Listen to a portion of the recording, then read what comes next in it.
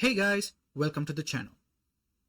So in this video, I'm going to explain everything there is to know about weapons in Blue Protocol. Now I know most mechanics in this game is very confusing, including weapons, and the language barrier is also not making it easy to understand this stuff. But don't worry, here I'm going to explain everything there is to know about weapons, like how to and where to get them, how to craft them, what makes a weapon a good weapon, and more. So without further delay, let's get into the video.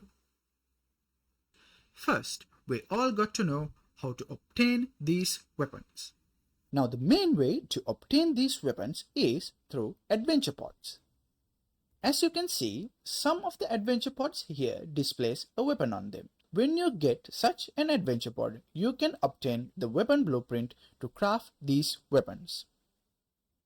These adventure pods can be obtained in various ways, like from other adventure pods, from story quests, and more.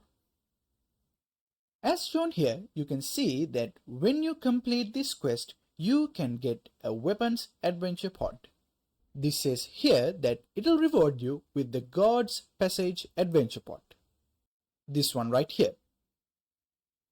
Now you don't have to complete these quests in order to get the blueprint. Once you get the pod, you can craft that weapon.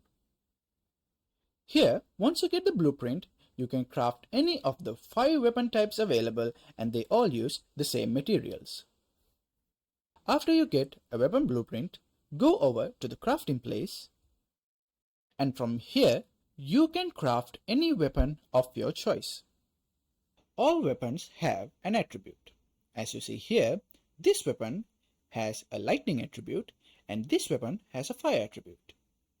Now this impacts how the weapon function and how some skills function. First, all your normal attacks are converted into that attribute of your weapon. So from a lightning attribute weapon, you will deal lightning damage when you normal attack, and from a fire attribute weapon, you will deal fire damage. Secondly, the skills that are of the same attribute as your weapon will receive a damage buff. So if you use fire attribute skills often, I recommend you use a fire attribute weapon. And finally, some skills with no attribute will take on the attribute of your weapon. Here, this skill has no attribute and it will take on the attribute of my weapon. So, when I use a lightning weapon, it will be lightning.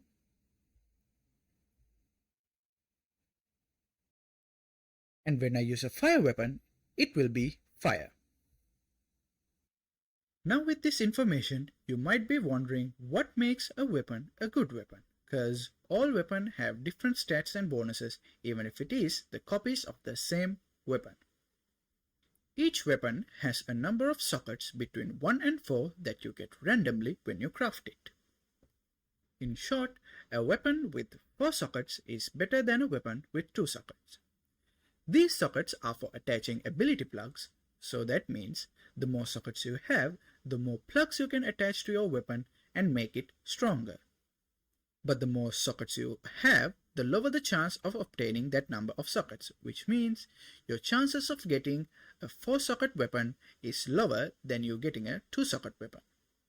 But 1 socket is guaranteed no matter what. The other thing that determines the value of your weapon is the random special bonus you get when you craft the weapon. If you take this weapon, when you craft it, you will get 1 out of these 3 special bonuses.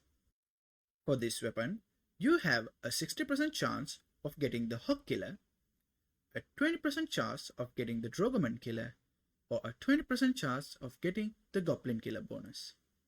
When you receive this bonus, the bonus value is also random.